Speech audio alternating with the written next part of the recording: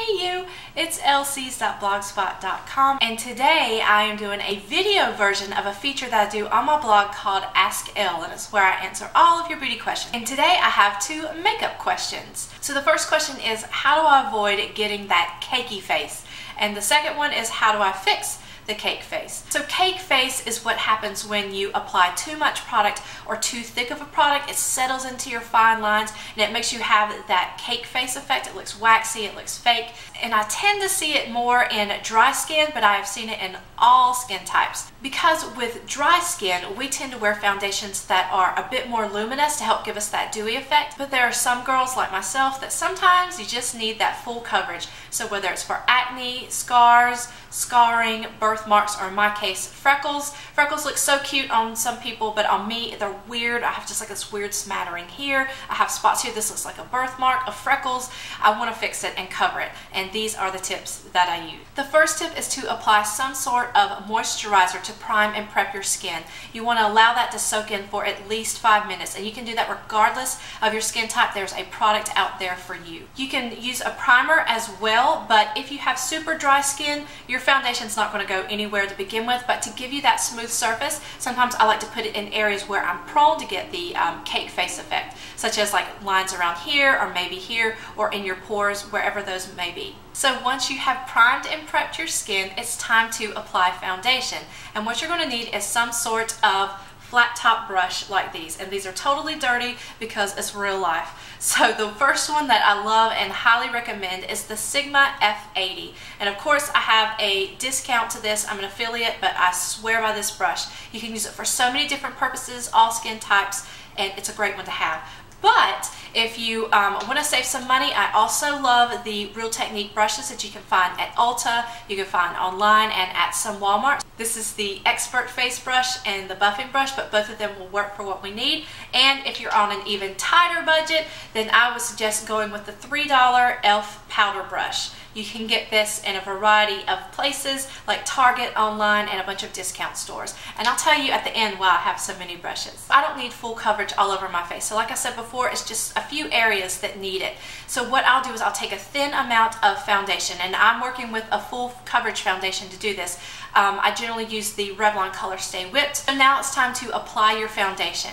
And a mistake that people make is that they apply too much foundation, or they'll use too thick of a product, and because they want to just go ahead and get it all done because they think it'll be quicker, and it won't work. So what you want to do is get a small amount of foundation, and I just dot it around my face, and then what I'm going to do is just blend it out. However you want to blend out is completely up to you. You can use clean fingers, a foundation brush, a makeup brush, a dampened makeup sponge, and then once I do that, I'm going to take an even smaller amount of foundation and dot it on those areas where I want to have that full coverage.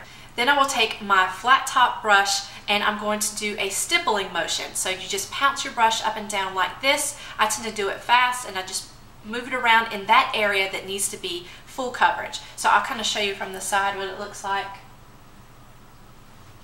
And I'm just going to do that in the areas that need it. Now, why this works better than just pushing the product around, moving it around, or using a sponge, is because this allows it to stay concentrated in the area that needs it. So you're making sure that you're getting that full coverage, but with the pouncing motion, the stippling motion, you're allowing it to blend out as well, so it doesn't look like you have pockets of huge product. After you've completely stippled it in, if you still need coverage, take an even smaller amount and just go back through and continue to add layers until you get the desired effect that you want. So another thing that you could do if you have really dry skin and you get the cake face with a powder is completely to avoid the powder. And I know growing up, that's what I heard. You gotta wear powder, you gotta wear powder. And for me, I just can't do it. I get cake face regardless of the brand, whether it's expensive, drugstore.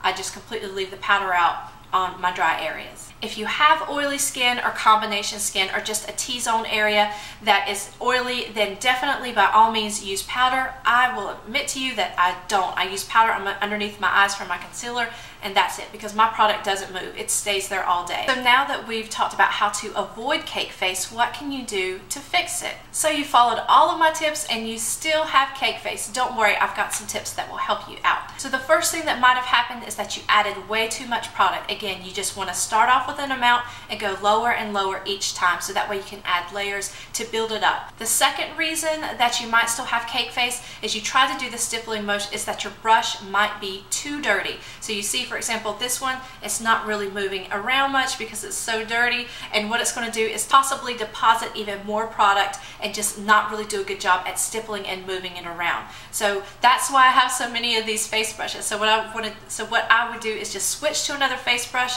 or take a dampened makeup sponge. You want to completely squeeze out all the moisture of it, and you're going to do the same thing again on those areas that need it, that are caked up. You'll just do the same pouncing, stippling motion to remove that excess product. If you get cake face because you added too much powder at the end, there are a few options that you can use to kind of take it away without having to completely do your makeup.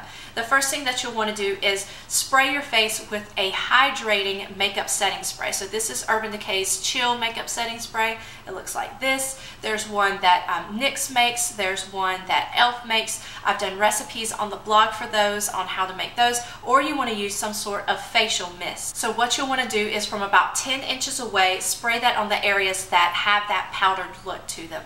You can also take a one-ply tissue that looks like this, put it over your face or the areas that have the powdered cakey look, and spray it on there again from 8 to 10 inches away, and that should solve your problem. P.S. I have so many giveaways going on the blog right now. So if you haven't stopped by, you can click the giveaway tab and find out. I'm giving away $100 to Target. I'm giving away a 16 gigabyte mini tablet. I'm giving away a pair of headphones. At the end of the month, I'll be giving away a $100 Visa card. So many good things to stop by and check those out. Those are my tips on how to avoid cake face and how to fix it. If you have any questions that you would like me to answer on makeup, skin, hair, or nails, leave them in the comments below. You can also email me at lcsu, that's Y-O-U, @gmail.com. Have a great day, be safe, behave, and be well. Love, Elle.